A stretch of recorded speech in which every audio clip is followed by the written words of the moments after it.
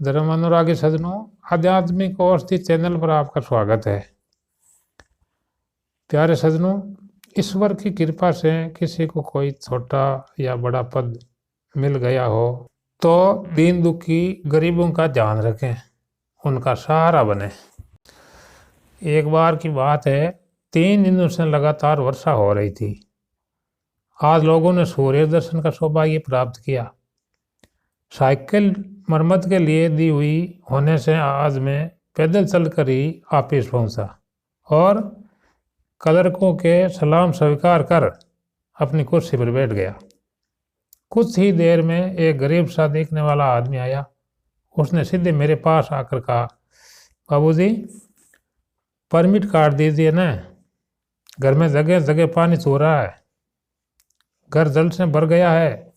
वे आशा भरी नज़र से मेरी ओर देखता रहा। मैंने कहा, अर्जी दो एक दिन में मिल जाएगा। उसने लाचारी भरे गुस्से से कहा, बाबूजी, अर्जी तो कितनी ही बार दी जा चुकी है, परंतु न तो परमिट ही मिला है न कोई उत्तर ही। मैंने कहा, भाई, तुम्हारी सारी अर्जियां पता नहीं कहाँ बह जाएगी और तुम्हें इस चौमासे में आवश्यक सीमेंट अगले 2 चौमासे बीत जाने पर भी नहीं मिलेगा। वे एकदम निराश हो गया। मैंने फिर कहा, यूं अर्जियां देने से परमिट कभी नहीं मिलेगा। 2-5 रुपए हो तो निकालो, अभी परमिट काट दूंगा। वह निराश मुख धीरे धीरे चलकर ऑफिस से बाहर निकल गया। मैं भी अपने नित्य के काम में लग गया। कुछ ही समय बाद एक बड़ी तोंद वाले सेठ जी आए। मैं तुरंत उन्हें लेने सामने गया और मैंने कहा, आपने क्यों तकलीफ की? कहला दिया होता तो मैं आपके घर आ जाता। तकलीफ क्या है भाई? घर की ओर जा रहा था तो मन में आया कि चलो भाई की खबर पूछता हूँ। आपकी कृपा है, ठीक है भाई, पर अपनी उन 50 बोरियों का क्या हुआ? सेठ आके मुद्दे की बात पर आ ही गए। तैयार ही है, आपने आए होते तो मैं स्वयं आकर आपको दे जाता। मैंने विनय के साथ कहा, मैं तुम्हें भूलूंगा नहीं, अपनी रकम कल बंगले से ले आना, सेठ जी ने कहा तथा वे मुस्कुराते हुए ऑफिस से बाहर चले गए। मैं उन्हें पहुंचाने कार तक गया।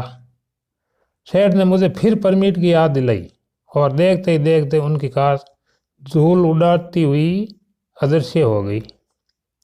शाम को काम निपटा कर मैं बाहर निकला और टहलता हुआ चलने लगा।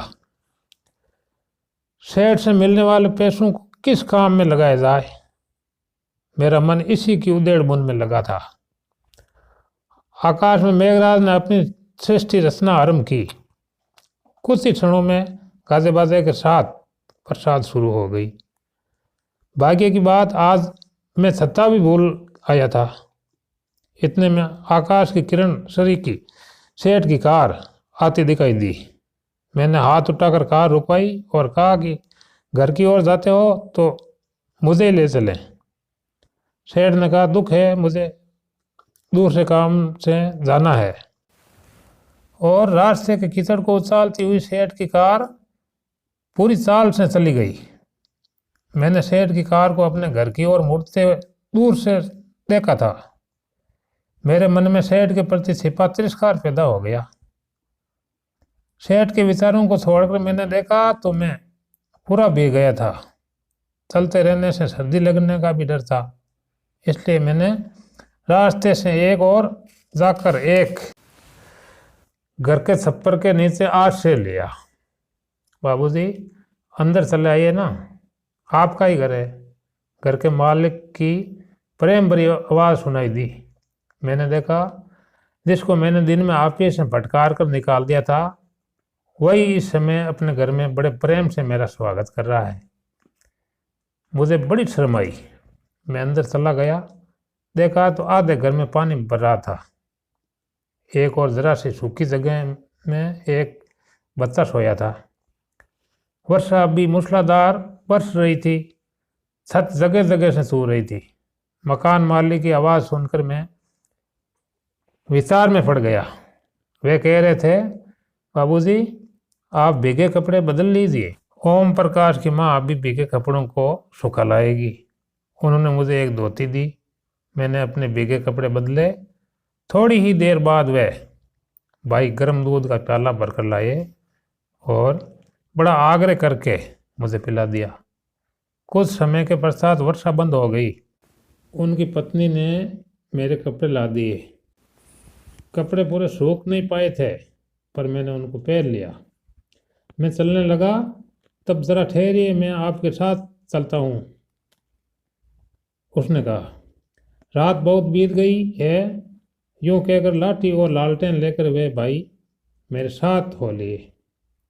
उनके इस प्रेम भरे उपकार के बदले उपकार ने मुझे विचारों में डाल दिया। उस दिन का सारा दृश्य मेरी आंखों के सामने खड़ा हो गया। तुम्हारे जैसे गरीब आदमी को परमिट मिलना मुश्किल है, आदि मेरे अपमान के वचन और दीन भाव से मेरी ओर देखती हुई उनकी मूर्ति मेरे सामने खड़ी हो गई।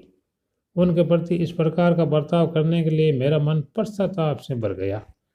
मैं विचार करने लगा, क्या ये गरीब है? इसकी जान पहचान नहीं थी। इसी से मैंने इसको फटकार बताकर निकाल दिया। क्या ये गरीब मनुष्य नहीं है?